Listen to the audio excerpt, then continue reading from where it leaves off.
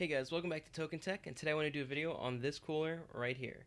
So this is the Scythe Fuma 2, and it's a pretty good looking cooler. I'll start with that off the bat. If you look, the fans look pretty decent, and you have this black top cover, so when it's in your system, it looks very nice and premium and sleek, and it doesn't come in at a premium price. It's only $60. Yes, more than your Hyper 212 Evo, but it's going to outperform that for sure.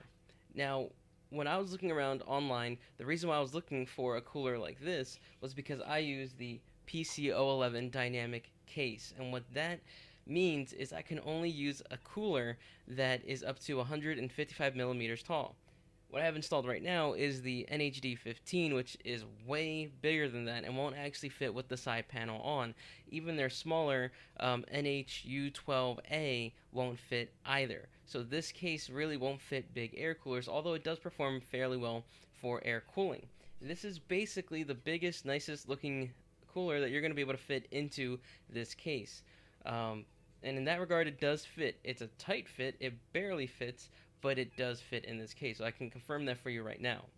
Also, you'll see here at the front, another good feature this has is this slim fan. Now, you might think it affects cooling potential, but it actually doesn't. The limiting factor is the size of the cooler itself, and I'll talk about that in just a little bit. But with this smaller fan, you're able to get access to all of the RAM slots, and it won't cover it up, so you can see it if it's an RGB RAM kit, and you'll be able to take them out and put them in without having to do anything with the cooler.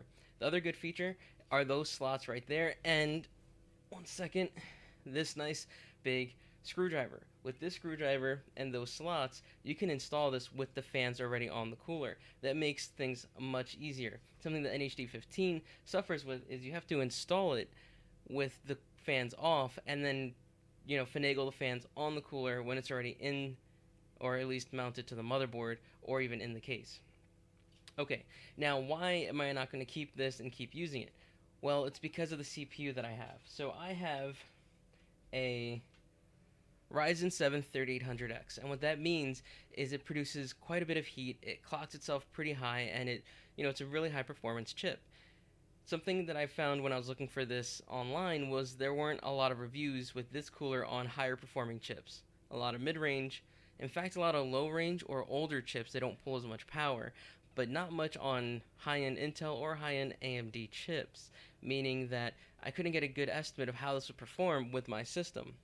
Well, I did find one video where a guy put this on, I think a 9900K, I think that's what it was, and he was getting in the 80s. Which, if you're fine with that, then sure, this is fine, but I don't want my CPU to be in the 80s unless I'm using the stock included free cooler. So something that I noticed right away with this is once I popped it onto my system here, and I ran some stress tests, yeah, one run of Cinebench R20, I was already peaking around 78 to 80 degrees Celsius. And if I were to run like Prime 95 or something like that, it would be well into the 80s, approaching 90.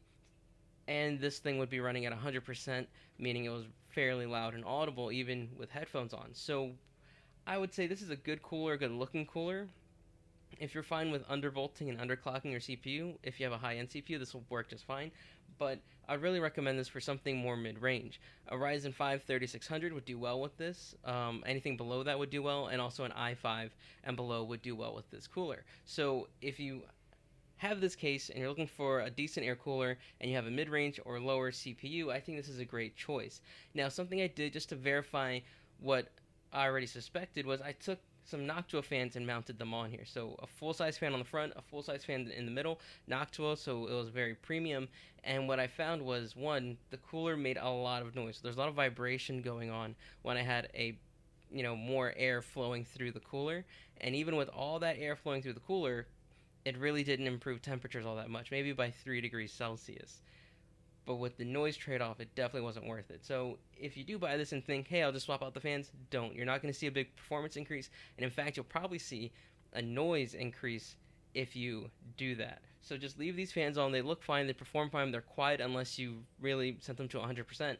And if you have a mid-range or lower CPU, this will work just fine. But if you have a Ryzen 7, i7, Ryzen 9, i9 CPU, go with something more high-end like an NHD15, an NHU12A, an all-in-one liquid cooler, a custom looking cooling loop or anything like that will perform much better. Even the stuff from Be Quiet and Cryo Rig are pretty good as well. But this cooler right here, definitely really good for the price, good for mid-range CPUs, but I wouldn't recommend it for anything high-end.